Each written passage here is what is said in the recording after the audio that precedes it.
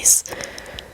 So watch with, caution. If that's going to upset you, don't watch it. So today we're doing the case of Lucy Letby, and I know many people will have heard of her before, but we're going to go into it today. So Lucy Letby was born on the 4th of January 1990 in Hereford. Her parents were a finance manager and accounts clerk, and Lucy was their only child. A friend of hers had said that her birth had been problematic, and Lucy was very grateful to the nurses who saved her life as a newborn, and this is what led to Lucy's lifelong ambition to become a nurse herself. She graduated the University of Chester in 2011 after gaining her degree in nursing. Over her 3-year course, she had worked as a student nurse at Liverpool Women's Hospital and the Countess of Chester Hospital. She was the first of her family to gain a university education. In 2012, Letby's career as a qualified registered nurse began at the Countess of Chester Hospital. There she worked on the neonatal unit, providing care for a wide range of babies with various levels of care needs. Letby told others that she enjoyed seeing the babies progress and supporting their families, and she had also said that she found non-intensive care work boring. From there, Letby would go on to complete 2 training placements at Liverpool Women's Hospital in 2012 and 2015, and these training courses would qualify her to work with children in intensive care. So now we've covered a bit of background on Lucy Letby, we're now going to go into what she did. There's a lot of babies that she harmed or killed, so I'm not going to go into all of them in detail, but we'll cover some. And the identities of the babies and the family are not public, and in the court cases they've just been referred to as baby A, baby B, baby C, and so on. So that's what we're going to do here. Letby's first victim, baby A, sadly died on June 8th, 2015. He had been admitted to the neonatal intensive care unit after being born at 31 weeks by a C-section. He had been stable without the need for oxygen support prior to the beginning of Letby's shift. At 7:30 p.m, Letby's shift started and she took over baby A's care. At 8:26 p.m, Letby alerted doctors to a rapid deterioration in his health. Doctors worked hard to save him, but sadly, by 8:58 p.m, baby A had passed away. The cause of death is believed to have been due to a deliberate injection of air into his bloodstream. Baby A was a twin, and Letby was found guilty of attempted murder on his sister, baby B, just 12 28 hours after his death. Although she'd needed some resuscitation at birth, she recovered quickly and became stable. At around midnight on 10th of June, Baby B's monitors sounded after a sudden drop in heart rate. Letby, among others, immediately rushed to her room. A nurse who treated her remarked that she looked very ill, and just like her brother had before he had passed. Thankfully, doctors managed to save Baby B, and she was discharged from hospital a month later. Baby C was born weighing just 800 grams in early June. Despite how premature he was and his tiny size, doctors reported that he was doing well and stable. He was staying in the highest priority room of the intensive care unit. On the night of June 13th, he suddenly stopped breathing. At around 11:15 p.m, Letby inserted air into the baby's stomach via a nasogastric tube. Although she was the designated nurse for a child in a different room, she was present in Baby C's room at the time of his collapse. Sadly, doctors failed to revive Baby C, and he passed away at 5:58 a.m. on June 14th. Baby D was Letby's third murder victim. Baby D had been born via C-section. After attempts to induce labour had failed, her mother said that she was born looking ill and lifeless, but doctors said that she was responding to treatment and expected to make a full recovery. On the 21st to 22nd of June night shift, Baby D suffered numerous collapses. She would be pronounced dead at 4:25 a.m. on the 22nd of June. After several failed resuscitation attempts, once again, experts agreed that the sudden deterioration was down to an injection of air into her bloodstream. Born late July 2015, Baby E was a premature twin. He had initially needed breathing support but had stabilised over the following days. On the evening of August 3rd, his mother walked onto the unit to hear an unusual cry from her son. When she walked over to him, blood was coming from his mouth. Letby was nearby and told the mother that a doctor was on his way and that she should go back to her own ward. She was brought back sometime later after he deteriorated and medics failed to save him.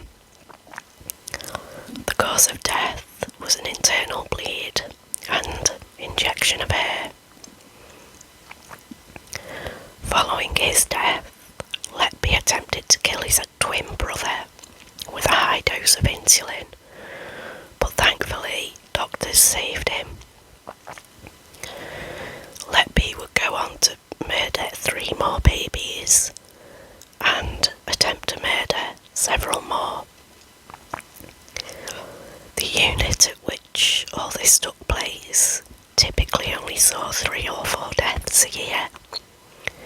Due to the high number of incidents, a consultant conducted an informal review and reported it to the NHS Trust. Shockingly, the Trust declared the deaths as medication errors, even though it was acknowledged that Letby had been on shift for all the incidents.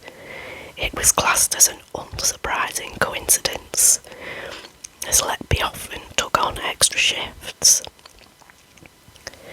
In October 2015, further concerns were raised with the trust by the ward manager, who had also noticed that Letby was the only staff member present at every incident. Once again, the Trust Committee ignored these concerns. In May 2016, after another review, the executive team deemed the spike in deaths to be coincidental and no substantial action was required or taken. On June 24, 2016, the lead neonatalist would demand Letby be removed from the unit. The duty executive insisted Letby was safe and said she was happy to take responsibility if anything happened to any more babies under her care. However, that month, Letby was removed from clinical duty and allowed to only work in administration. She would appeal this in September of that year, and the board agreed with her. They supported her return to clinical duties, offering her a job in an Old IA Children's Hospital. In addition, they also supported her ambition to gain a master's degree. They felt that the allegations were nothing more than a witch hunt, led by doctors with nothing more than circumstantial evidence. On 22nd of December, the chief executive even met with Lucy in order to apologise for the treatment she had received. He would also order the doctors to send her a letter of apology, which they did in the following February. It wasn't until 27th of April 2017 that the police were finally informed. During her trial, the jury heard how she had sent a sympathy card to the family of one baby on the day of the funeral. She had taken a photo of the card before sending to keep as some sort of sick trophy. Texts between friends and family would appear to be some sort of live blogging of events. And Letby had also done searches on Facebook for the parents of several victims. Searches of both Letby's and her parents' homes would uncover several handwritten post-it notes containing phrases such as "Help," "I am evil, I did this," and "I killed them on purpose because I'm not good enough to care for them," amongst other things. Despite her defence team portraying Letby as a wrongly accused nurse who had been failed by the system, the jury found Letby guilty on several charges. She was found guilty on 7 counts of murder and 7 counts of attempted murder. On 21st of August 2023, she was handed the most severe sentence in the UK, a whole life order. She will never leave prison, and she's only the 4th woman to ever receive this sentence. I know as well that I think she tried to appeal the sentence and everything, but denied as far as I'm aware. So that is the case. I know it's a bit shorter, but I could have gone into the details for all of her victims, but she did it pretty much the same every time, and it was just breaking my heart reading and researching researching this case. So I decided to just leave it at that and give a bit of an idea of how she'd done things. But not, yeah, I just couldn't write, I couldn't read any more about how each baby, it was too much. It's just, I'm lost for words on this because I just can't understand it. I mean, some people have because we have no motive, because she's denied it. She pled not guilty and she says, no, I didn't do this. It is just a coincidence, which is ridiculous. Some people have claimed it was like a god complex, or a hero complex maybe. I wonder, because it looks like she was texting her friends and family and like being like, oh, feel sorry for me because this keeps happening while I'm at work and it's so bad, blah blah blah blah blah. I'm wondering if it's more like Munchausen's by proxy. I think I know of a couple of cases of like, I think one of them is referred to as the Angel of Death, I think. I can't remember her name, but she was a nurse as well who did this, and I think that, I don't know if it's the same one, actually it might be. I listened to another one, that Des ASMR covered, great ASMR artist, love her. She covered that, another one, I want to say a couple of weeks ago, and I listened to that, and I think that was Munchausen's by proxy. And I don't see how it can be anything else here, because like it's I mean, to me it seems like she's after the attention from others and the sympathy, and to be honest, I'm probably saying this because it's the only thing that would somewhat, I don't even want to say make sense or rationalise, but because it doesn't make sense. But I don't know, she's just an evil, vile excuse for a human being, and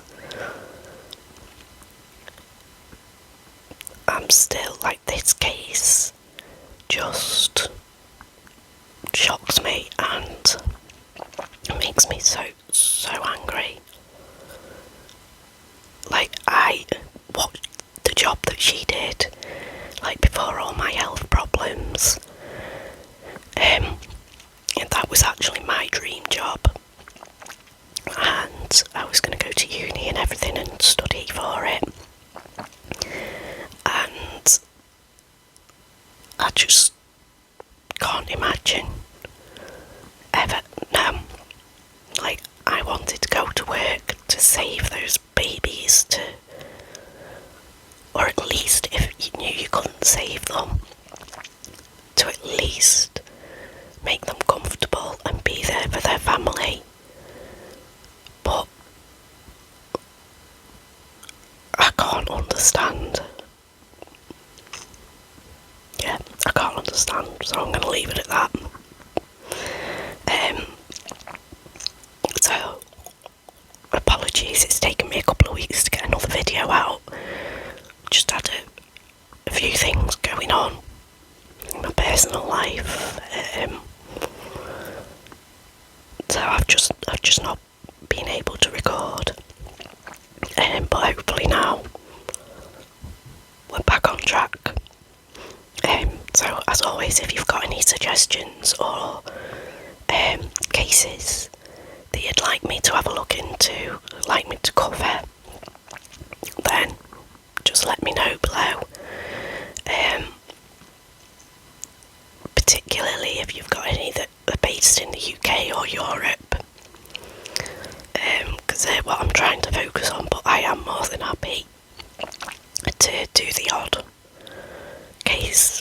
If people want to hear it, then I'll cover it, you know. But